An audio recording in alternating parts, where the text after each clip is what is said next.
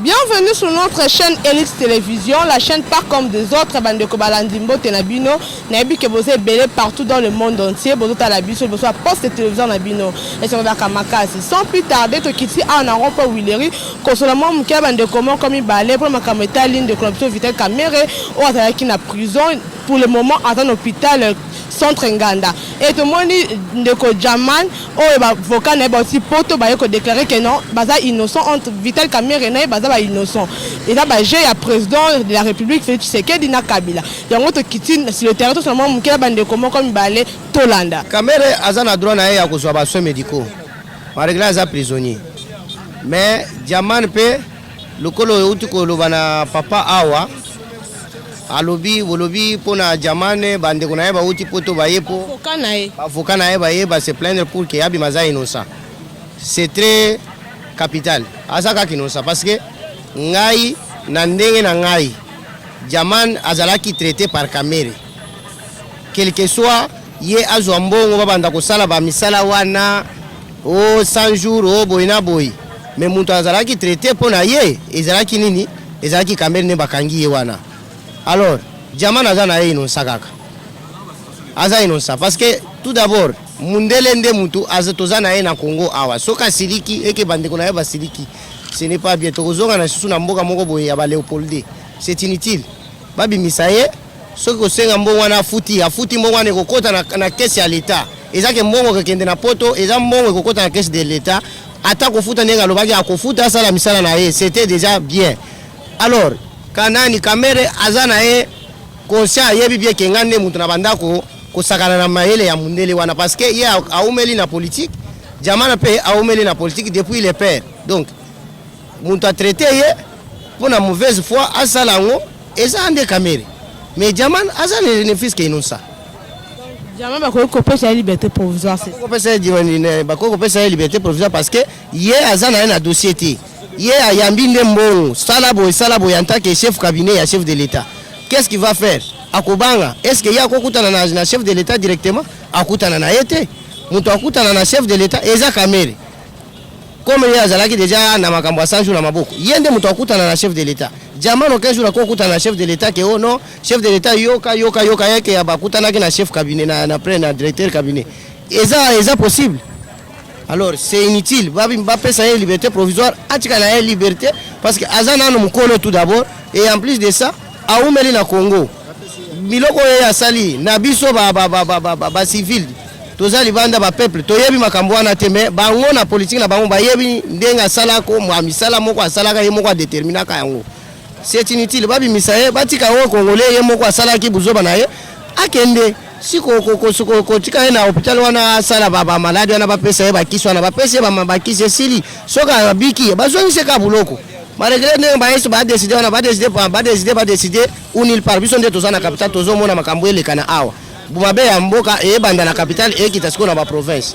Alors nde makambo wana amona batika ye Jaman akende na ye mwali le ba ba konzi bazolanda ba konzi bango ba ye bakaka ke bacha mutema mabete. Jaman azalaki traité par Kamerhe. Batika ye liberté provisoire na ye wana ba libéré parce que azana na impact té. Azali muntu azo recevoir mbongo ya l'État. Mais azana capacité akuta na chef de l'État té muntu akuta na chef de l'État ezande muntu na ye cabinet na ye. C'est tout. Merci Ndeko. Merci maman. Bonjour. Bonjour. Papa comment on Kombo José Chimonga.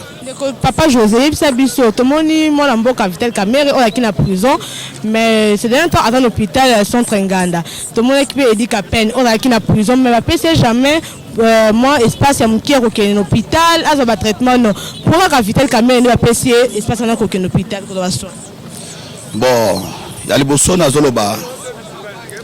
Et dit qu'à peine, ma camarade, c'est ma campagne politique, tout chango pembeni, pour te yébibie que liwa ya président ezali liwa mukete ya komona un chef de l'État kokufa et puis que ye atanga make aza innocent to aza innocent te aza muto za pembeni na ye wana to yebike dossier politique wana to chango pembeni mais dossier ya Kamerhe ezali dossier oyo nazo senga na ba congolais nyoso ba fongole miso makasi pona kotala dossier wana ezala bato ebele oyo bazo kemba na kati ya mboka awa tomoni président Kamere na président Félix Awa bayeli biso état de droit balobi ke tobundi makasi pona mboka na biso ke état de droit ezala instauré na kati ya Congo mais yako kamwa ezali yake nyonso oyo to banda ko kanisa ke en tout cas tokoki kozwa changement na dio oyo esalamaki ya bato mibale wana tozo kamwa komona oyo président Kamere aye kosala ye pena aleki na bakuluna oyo bazaka na machete po kuluna ya machete akokata mutu moko parfois azoyiba pona nzala nde esala ye bongo mais oyo ye asali ezali eloko moko grave akoboma mboka nation mobimba ya bato bambongo nyonso wana kobotola lelo tozomona siko réalité vérité ya ke Jamal oyo mpapa mukolo oyo bakangaki akombi oloba nga nazo reconnaître 3%. Ozomona azo reconnaître 3%. Siko mutu bongo tokoko senga ke ba libérer na sasa ndenge nini ye il faut vraiment que justice esala musala nango tina suka. Mais ndeko Jamal azi ba avocat ne boti poto ba yaki ba bi ke non de ndeko Jamal aza innocent ayebi makambo wana te ba libérer akeba soina ye libanda mboka. Le moi le loba eroka ke loko modèle. Bon, le loba zali yake lokola mutu andimi ko bimisa vérité. Poto yokaki ba avocat na ye ba ki ke non ya zo kaka 3%. C'est-à-dire vérité wana nde yango justice banda ko luka.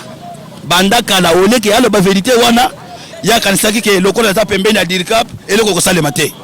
Pona sana dirikap. Mais sikoyo na minute oyo justice a condamné ye. Soki justice amoni ke ndenge alobi vérité akoko futa ba pako ya l'état et que ba limbisi selo age na ye. Bako limbisa ye po muto sa alobi de sa vérité. Mais sikoyo le reste muto induire na erreur. Ye pa alobi vérité. Soki muto alobi vérité ata biblia alobi beke no bako limbisa muto andimi masumu na ye. Soki siko muto andimi masumu te, moi ko limbisa ezate. Mais Jamal andimi ke azwi 3% na bambongo nyonso wana.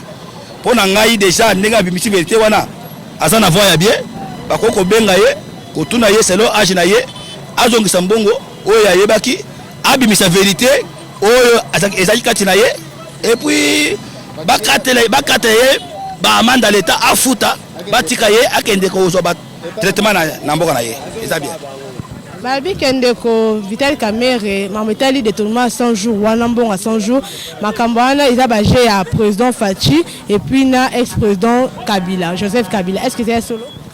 Bon, concernant maloba o bazoloba ke ezali makambo je bon bato basa ebele na kati ya mboka ezaka ye moko te bakosala je kaka na yete yende salaki directeur cabinet chef de l'état yende salaki chargé ya musala ya 100 jours chef de l'état.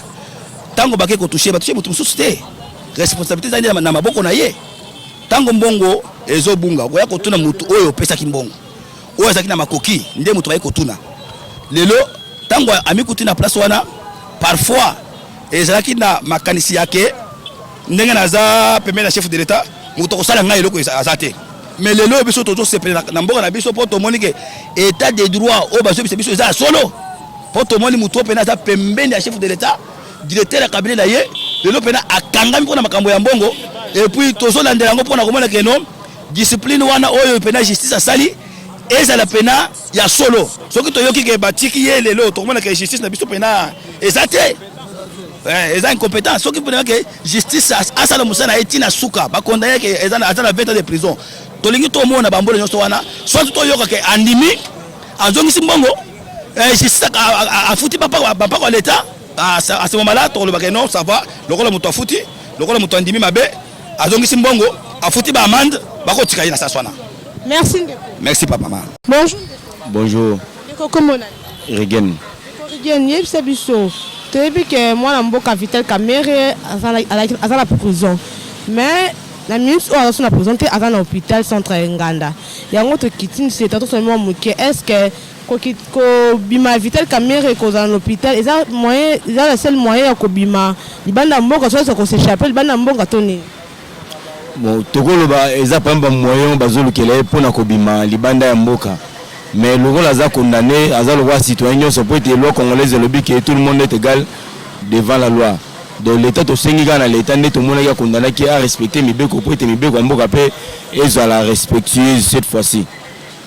ndenge tomonaki baedika peine baki na l'hôpital tout consort mais bapesa bango chance wana tokokende na hôpital pourquoi kaka Camere bon biso tomoni ke Camere nde basaleli biso procès moko on peut dire que est équitable mais pour nous sauver la loi congolaise ils ont la chance à respirer cette fois-ci parce qu'ils ont un étouffement de l'été Sengeli a poussé les Congolais dans l'auto Samibeko à partir par exemple la bateau Basaki Mabé au départ.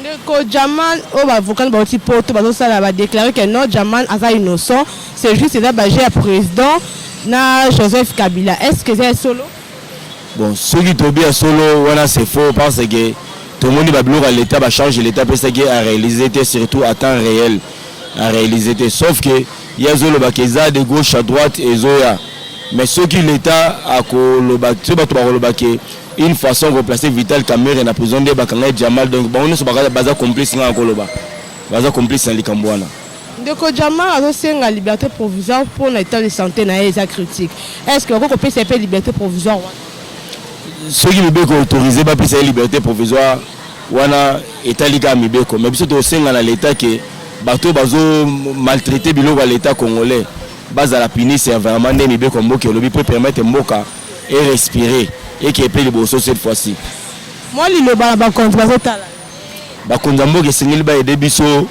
ba congolais pour être Congo umeli zo ke kana na repatiner de ceux qui batangile biso mibeko mboka na ndenge sengeli mutu nyonso na bo ba yiba te na bo ba kana yiba ba ko yiba asute pour mboka et que le bosso pour ça de continuer que magui et dominer mboka donc c'est que biso mboka ko voler souté bonjour bonjour comment on a passion bon évidemment et vous à la seule façon de s'échapper normalement tu dis que Abima est en prison pour les soins mais jusque là gouvernement azo bomba ba vérité oyo et ngeke bima libanda oyo gouvernement et bi mais ezolinga koloba pourquoi jusque là et si kaya zali ba enlever to yebite population congolaise souci nango ezali ke eyeba évolution ya makambo ya monsieur Vital Camere aza un citoyen congolais aza étranger c'est pas un citoyen sujet belge c'est un congolais faut to yeba ceux qui aza vivant même na ba information na landaki na Goma ils m'ont envoyé même des images pour na utikuna batu ya Goma ba se décider bazo kamwa mais comment président ko tambola yemoko au moment où balekaka na Goma na tango ya candidature bazaka bango mibale c'est un citoyen congolais bazong c'est la biso mais c'est Vital Camere ko kende Goma na président de la République on ne refuse pas mais un mouvement comme ça li elo kamabe pourquoi kaka beaucoup pesa raison et pourtant azana ba man bloko asali ki dake mabe ke ko détourner bon projet 100 jours est-ce que c'est le kuta non problème ya ko détourner normalement soko landeli procès wana ye a détourné mon c'est un économiste c'est un ancien attendant na Inikin il a montré les preuves justificatives il a montré combien de fois il a travaillé pour le président de la République et ça que bato baza pembi na président ils ont trahi ba mona que non président a un avantage cause à la pembeni ya Vital Camere ils ont travaillé ego conseiller na ba conseiller président Mabe Wabino mais c'est Vital Camere c'est un traître au moment où président yé moko consciemment a yebike a travaillé na un bon type un bon économiste que angara permettre pe Congo lelo tala lelo lipa ya 200 francs et commis 300 francs pain victoire bazolo belangote mais Vital Camere il est venu avec des propos qui étaient très justificatifs ya kolobake balandela batu nyonso ba libanais nyonso oyo bazo matisa ba bloko na mboka na biso ba oyo bazo tia mboka na biso na C et pourtant zo mboka moko photo zala toujours égaux na ba né 70 bato Afrique du Sud ba ba na Afrique du Sud ba yo kotanga a na Congo mais ça ba bloko oyo gouvernement oyo ya président et son excellence président Kabila et qui s'est dit plutôt fallait y na monsieur Vital Camere ezaki sous ça Vital Camere que le Congo ezonga ndenge zaka na ba 1970 ba étranger ba ya bazonga ndenge ba bakoya kotanga awa na Congo mais ils ont compris que Vital Camere ils avaient des propos positifs fallait ba écarter na course wana ezo sala biso ba congolais pasi ezo sala biso ba congolais pasi komona que Vital Camere et sika azali jusque là eyebanité Vital Camere on ne refuse pas par le but qu'il y a dans centre Nganda mais bazo film ba kanga ni photo ni information sur Vital Camere ce dernier temps est-ce que Akimi déjà yo ba biso keza na centre ngana yo komi kuno za journaliste komi kuno moni ngana uti kuna na centre ngana bazo boya batu bakota kuna bakota pourquoi ce qui est vrai que bazo propos na bango ezaki bazo lobela pona coronavirus ba bige non batu oyo bakota kuna juste batu oyo baza na corona nde bazo récupérer bango ba mema na centre ngana bon ngai mutu oyo na coronavirus te na yeko kolanda président na ngai ya INC. Est-ce que kokotisa na kati kuna c'est un problème? Donc aujourd'hui que bazo créer, ils sont en train de créer des choses que moka oyo donc etika la kaka na se moka na biso et avancer de l'autre côté. Moi je viens de là, président na biso INC Vital Kamerhe.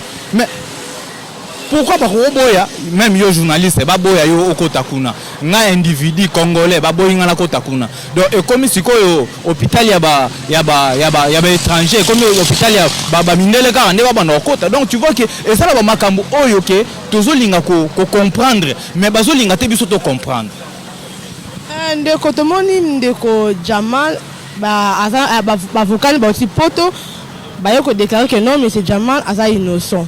Est-ce que ça est solo? Bon, ce qui est vrai, au moni makamba politique na rokota ngo pena na kati mingi. Pour vous dire que maman journaliste makamba monsieur Jamal soko tali bien souci ya ba congolais ya ba autorité à Congo. Et ça que monsieur Jamal afuta la moitié ya mbongo oyo a détournaki. Mais oui, mais c'est Jamal a kobima na prison en tant que qui aussi longtemps mais c'est Vital Kamerhe ya za na kati. Mais c'est Jamal a kobima na prison boete. Soka bimi na prison c'est une trahison. Donc ba yebelo ko bazana na bosenga nango. Mais c'est Jamal a détourné ki mbongo ya ba congolais. Tala ba manzanza o ezobima a yo kene ba Kampala. Ngana zangi na ba est na ba Goma. Nazomona ba manzanza ezo traverser ezo kende tonga ba ndaku na ba poto. Mais pourquoi pas ko sala ba izina ngo a? Mais c'est Jamal il a détourné l'argent des peuples congolais. Le tala Congo nenge komi mutu nyonso komi liboma tala ba maboma ba komi place nyonso. Na biso batu oyo tozala ba mayele na mutu mozo musala bien exacté. Donc ozo calculer na ndako kotika combien yo moko faut na ba transport ekomi dans la 15 000 chaque jour pour offrir transport au Kende na déplacement na yo. Donc tu vois que mais c'est Jamal a kobi na prison te batika bisoté makamoto rolinga ko lobelango vraiment jusqu'au fond. Tous on a besoin to yeba. Bon, pourquoi bon balinga bisa monsieur Jamal? Au moment où monsieur Jamal, il a détourné l'argent des peuples congolais. Monsieur Jamal demande la liberté provisoire pour un état de santé naé. Ah que nous kozwa soin libanda. Est-ce que bako PCP liberté provisoire wana? Non, nous voulons que les autorités reviennent en raison. C'est pas que M. Jamal a demandé l'autorité d'aller se soigner à l'étranger. On les donne au moment où notre président de l'INC Vital Kamerhe, il avait demandé avant M. Jamal, on lui avait refusé. Bon, entre M. Jamal et M. Vital Kamerhe, qui est congolais, qui ne l'est pas, il ne faut pas confondre les choses, madame. On est en Afrique, on n'est pas en Europe où tout est facile. Je pense que M. Jamal, s'il avait raison de demander cette liberté provisoire, il ne pouvait pas être en prison. Mais aussi longtemps il est en prison. Donc c'est qu'il y a une cause. Mais tout le monde peut justifier que Babilo comme sous, tout le monde peut palper que justifier Babilo comme sous. Il est à Robima en tant que qui au moment où Babilo ko oya sala monde entier, na M. Donald Trump malgré que le loto qui a belli corona a yebi que M. Jamal na Congo ba pesaka mbongo ya kotonga bandako. Il a des tout iconiques. Poisana bato ba seya baza ba pesaka ba information. Donc je pense que makambo wana maman eza makambo au toucher pena point moko ya makasi. Tu as bien fait maman. Abima na prison pourquoi? Ne question na biso ba congolais. Question na biso ba congolais ba combattre to mituna abima na prison pourquoi? Parce que il est innocent. Selon ye oui, mais selon biso ba congolais tozo mona ba izine zo tongama awa. Ba paix victoire. Eza bana ba otongango bango ba neveu na ye ba cousin na ye bana na ye. Ce sont eux qui tuent le Congo, les étrangers bazo boma mboka oyo et puis les Libanais bazo boma mboka na biso. Moi liloba na ba konzi bazo tala. Bon, na repesa kaka moi liloba, il y a président de la République papa yonde papa na biso na Congo. Je pense que mboka oyo biso nyonso ba congolais toza sima na yo et puis tokotika yo te. Toyebi ke pemeni na yo ezana batu oyo bazolinga te o avancer na projet na yo na ba initiative ozalango. Mais tokosenga na yo omeka kotala kaya Mese Vital Kamerhe. Na koloba mingi te yango wana. Merci. Merci beaucoup. Bonjour. Bonjour madame. Papa, comment? Comment on a Nathan? Monsieur Nathan, l'autre qui est tout simplement qui m'a Vital Kamerhe, ou tu es qui na prison, mais la ministre est hospitalisé dans centre Nganda. Est-ce que espace on va payer signe de Vital Kamerhe qui est en soins dans l'hôpital clinique Nganda, centre Nganda.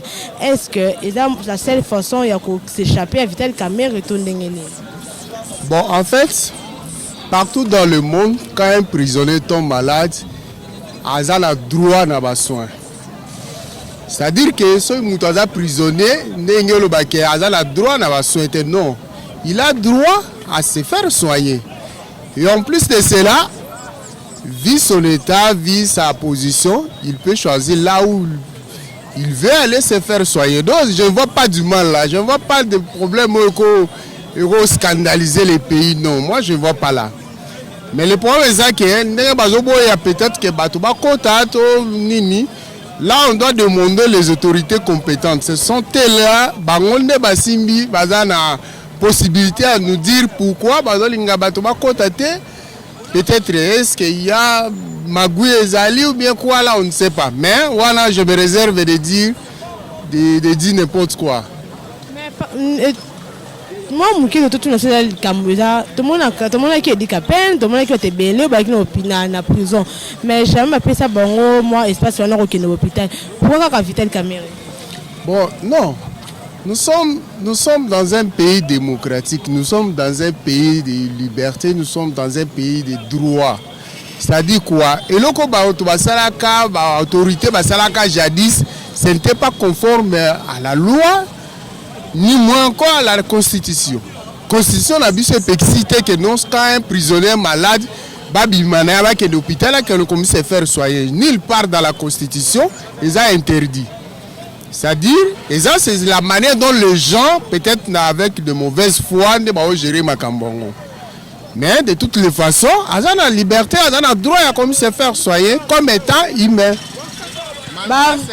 Malgré c'est un prisonnier, mais tellement qu'Azawana, il est sous la surveillance des autorités, de la police et consorts. Tout le monde est avocat, il y a Jamal, aussi poto bayaki pour nous non. Jamal a innocent, a ébélé comme mon côté. En plus, Jamal a aussi une liberté provisoire pour nos soins de santé. Est-ce que vous pouvez permettre de répondre aux soins de santé de Bandamboka? Bon, ça dépend maintenant de l'autorité. La manière dont ils voient la chose, ne pas permettre ou bien pas permettre. Mais nous, peut-être, on se réserve de dire n'importe quoi parce que nous n'avons pas toutes les réalités de ces choses. Makambozo, les cas entre Jamal, les autorités, Kamerhe, nous avons scéné qu'une partie de la chose. Donc, la totalité, on n'en a pas. Ceux qui vont autoriser, ça dépend de la manière dont ils gèrent les problèmes parce que ce sont eux qui détiennent les dossiers entre leurs mains. En fait, aujourd'hui, nous sommes dans le 21e siècle. Nous ne sommes plus dans les temps anciens où on voyait des choses. Aujourd'hui, le monde est devenu un petit village. Si aujourd'hui, on peut laisser quelqu'un aller se faire soigner, n'importe quel pays, ce n'est pas grave. Parce que la manière qu'on soigne, ça sera toujours facile. Nous sommes aujourd'hui, le monde est devenu un petit village.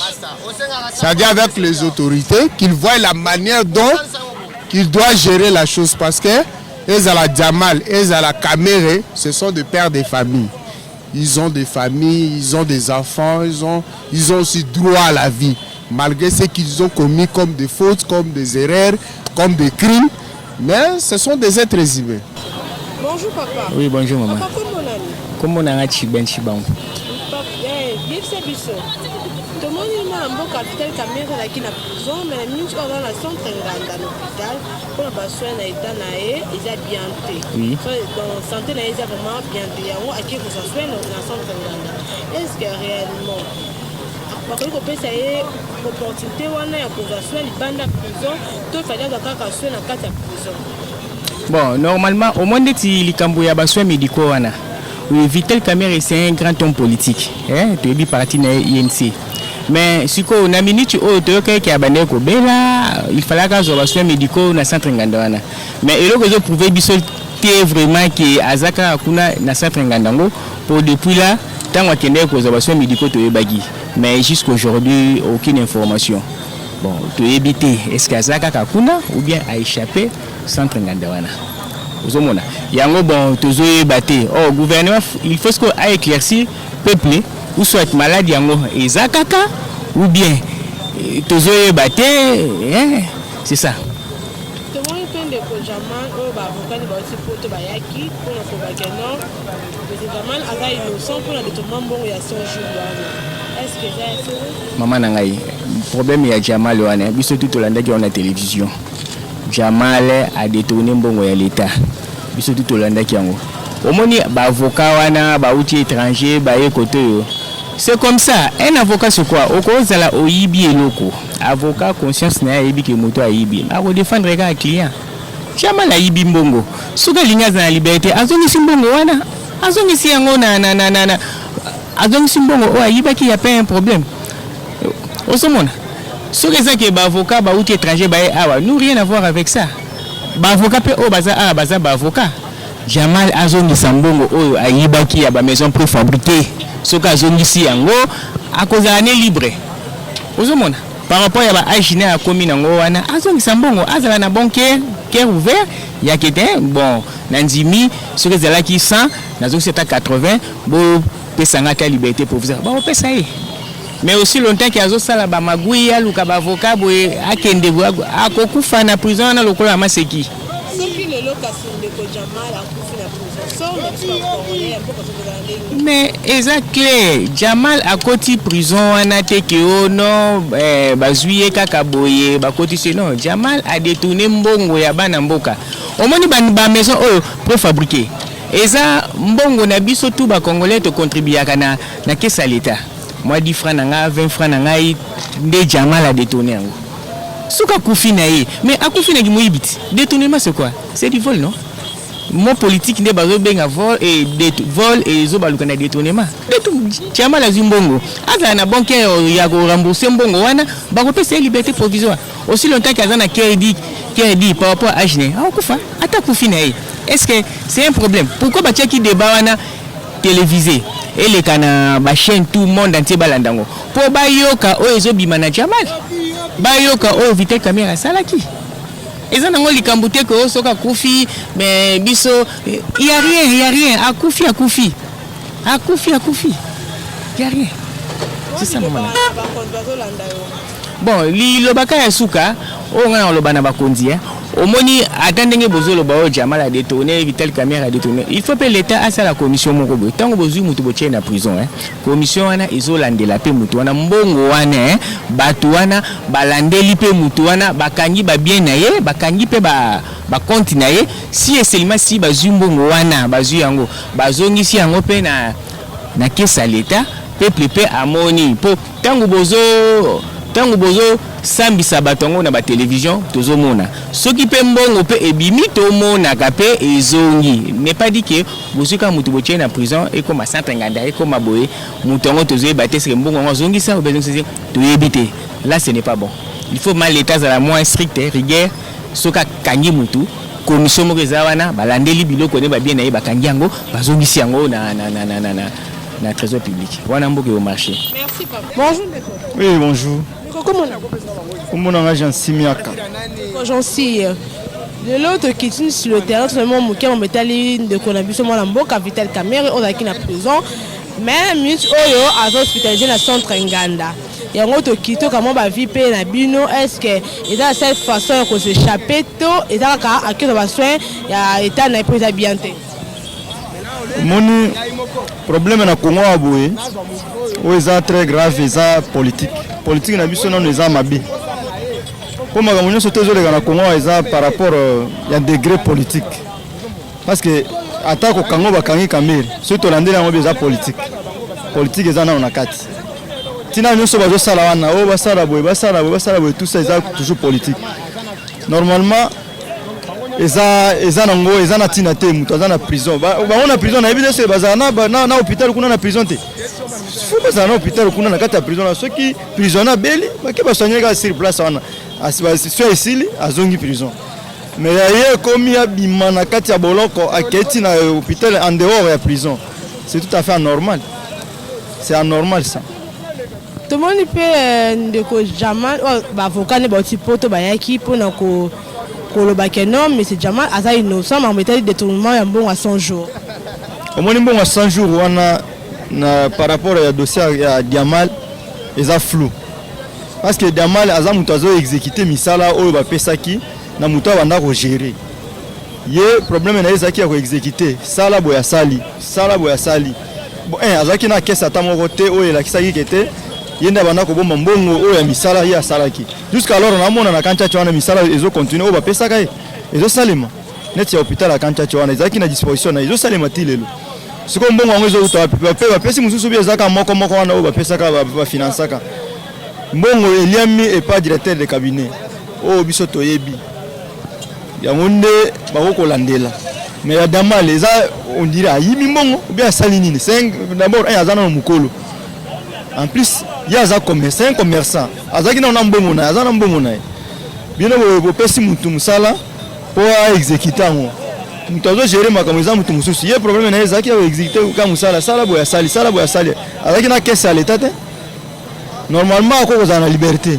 Il a droit parce que azana azana mukolo bango même na politique na bango na Kinshasa aboy.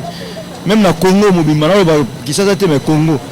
Mutu mukolo âge na wana boko kanga boko maintenir na prison. Soka kufi et aux années nini bo zana na so nini entre bino moko nan. Aza déjà mukolo faut ba libérer. Wali le ba na ba conservation. Omoni ba conservation politique na bango za mabe. Politique ya mboko ezotambola bien te.